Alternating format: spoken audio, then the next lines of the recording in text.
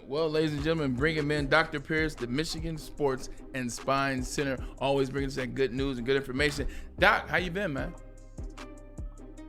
Good. How are you all? I can't complain. What's going on down in Nashville, man? You spend a lot of time down there. You got information you want to share? I put him on the spot. I'm just spreading my knowledge. You know, I can't just spread it around Detroit. I gotta, Tennessee's asking for my knowledge, so we're expanding down here from a professional standpoint. Okay. We're bringing our philosophy here, our aggressive approach to sports medicine and rehab and all that. And it's actually great here. You guys, I heard you complaining about the weather. No, I love Nashville. I'm talking about the weather there. It's 78 and sunny here. Oh, way to brag about Rub it. it in. Way to rub it in. So. I got a wedding to go to on the first Saturday of May. Instead of watching the Derby, my cousin's getting married in Nashville, so I'll be down there soon enough, Doc. Nashville's a beautiful city. Before we get into it, man, because we got some breaking news. Well, not breaking, but we have news about Ausar Thompson and what he has going on. Doc, the NCAA tournament is on, and you typically make good picks. You picked the score correct, right? We've been using you ever since. Who is in your Final Four, and who do you have taking it off, man? Could you share that information? Well, all the brackets should be in by now, so nobody's cheating. But just go to the end. I see University of Connecticut just rolling. I mean, I got my Michigan State team. We pulled through today. I got them going to the Final Eight. I think it's Kansas City and UConn I have in the final game. You got Kansas and UConn? Okay.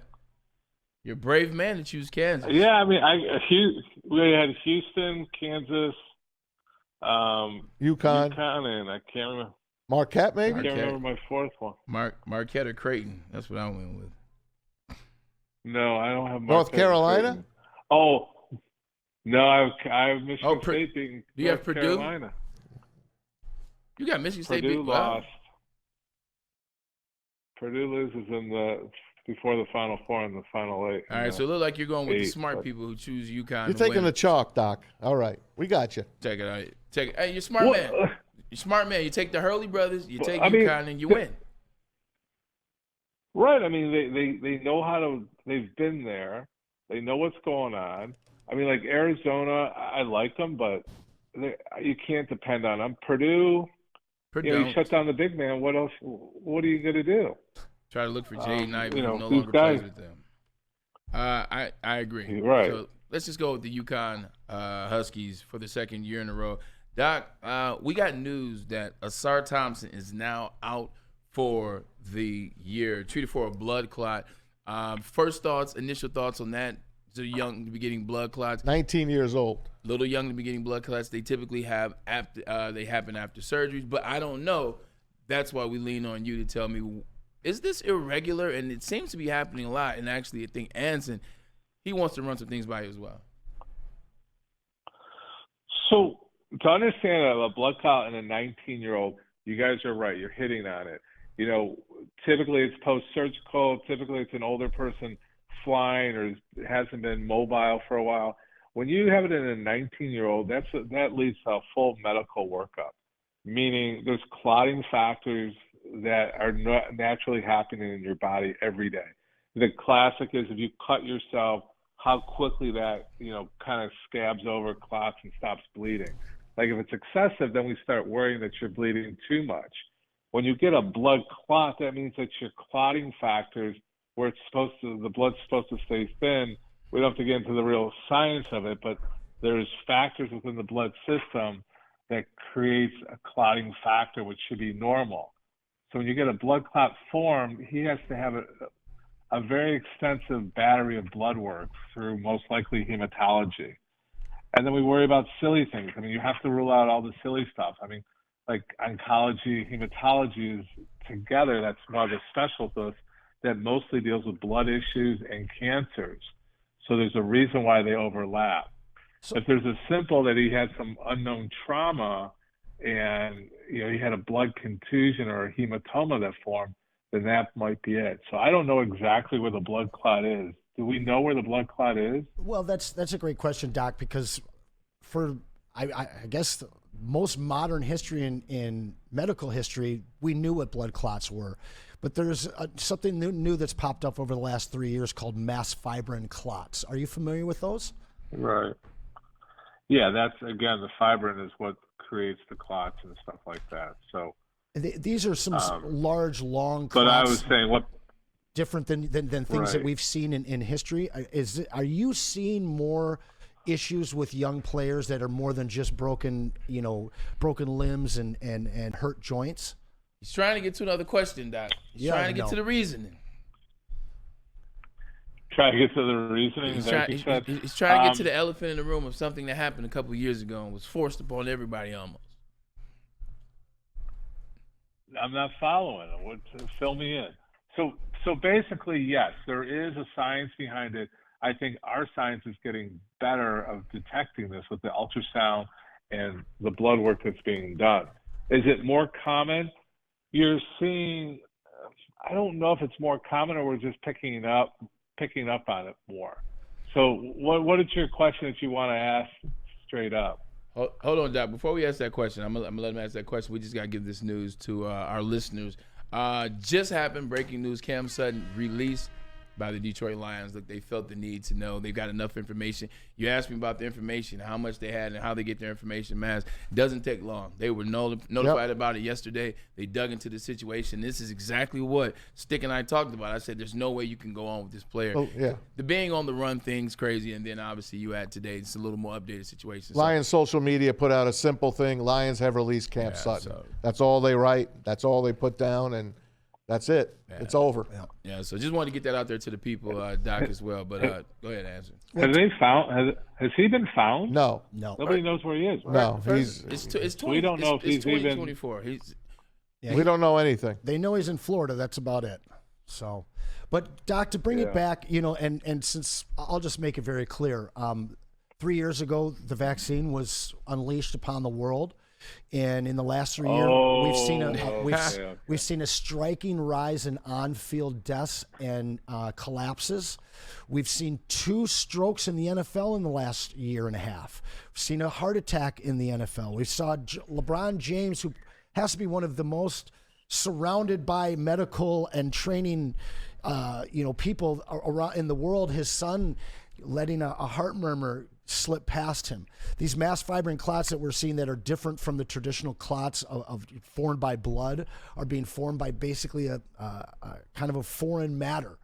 And I'm curious, how much of this are you seeing? Are you seeing young people, not with just ACL tears and things like that, but are you seeing more collapses on the field of play? Are you seeing more blood-related problems with young athletes that shouldn't be facing these types of problems? All right, so I'm going to penalize myself to not follow your lead there, picking on the COVID thing. There definitely is documentation that there's thickening of the blood. There was more clots being formed. Is there a direct correlation? I think hypothetically we can run down that lane, but overall I like I still want to go with the purity of what's going on. Am I a pro COVID vaccine guy or am I against it? I think to answer what you're asking, I would say it's becoming a little bit more in the press and media savvy people. I can't tell you the statistics though. I'd be lying to you if I knew the statistics that it has been up 10%. I mean, we've had some people like LeBron's son who did have an issue.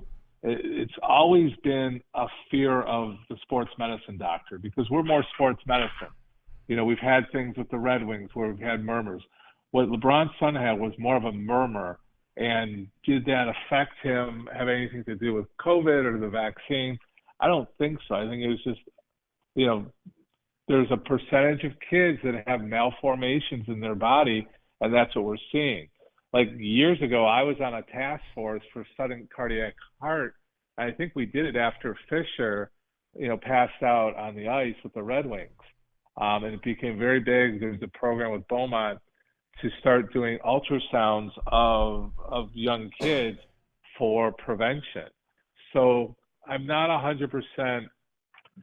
I'm not gonna fall into this trap right now that I can blame the vaccine for a higher number. I think we're more aware of it. I think it's a concern. There's well-documented studies that have shown that the clotting factors have increased. There's increased cardiac issues because of COVID and what's going on. Is it from COVID that we got it, or is it from the vaccine? So I don't know if they want to really find out, but the research will probably show out that COVID did cause increasing factors. There was increased strokes, increased heart attacks. So to play into that, we're getting away from sports medicine here. I think it's a concern. I think the amount of ultrasounds and screenings of cardiac for young kids is becoming more of a commonplace when they have certain symptoms. Like when they have shortness of breath, when we don't expect it, they do have clotting factors. Do we want to add blood work to typical high school physicals? I mean, that may be something we need to start doing. But right now, I don't think the numbers have increased enough to bring us to recognize that. Well, I appreciate I don't know if that's exactly where you were going. Yeah, I appreciate your candor. Because it's a big story here in Detroit with Ausar. You're developing these blood clots. So we were curious. We're happy that you could give us some time share your knowledge and be so open about everything with us. Yeah, appreciate that, Doc. Doc, give us some good news before we get out of here, man. What are you going to eat? Where you eating at tonight in Nashville? Well, they have it's called Flatiron is one of the places. Actually, I'm out. I'll be in Nashville tomorrow night, so we're probably gonna be at the restaurant at the JW up on top overlooking the city. Ooh, nice. So that's sexy vibe. But it's a fun place, and Bob, Kid Rock's out here, and he's not here this week, and he's actually in Florida. So we're gonna probably stop by his place down there, have a little fun. But yeah, I like the energy here in Tennessee and Nashville. So maybe we'll start doing our Woodward sports from Tennessee soon. So there you go. Well, he's our. How are you guys? We're doing good, Doc. Braylon, you got away with you cut me off. I want to know. I didn't try to cut you off. We got to end the show, Doc. We got to get up out of here, man. We were up against it. That's all. That's all. We were up against it, man. We're gonna have to check real quick. Thursday. Who'd you guys pick? UConn. I'm no idiot. What? It's UConn. I don't even need to give you the other three. It's UConn. But I think I went heavy on the number 1 and 2 seeds this year. I think last year it got blown out. It was 9, an 8, 5, and a 3. This year I think it will be 1-2 base. Whether it's Purdue, it's going to be Houston. I think Arizona is a 2 seed and Marquette's a 2 seed. I think you'll be heavy on the 1s and 2s. Doc, we got to get out of here. We will talk to you next week. He is Dr. Jeff Pierce, and he is also with Michigan Sports and Spine. We'll talk to you next week, Doc. See you, Doc. All right, take care, guys. All right, man. All right, man.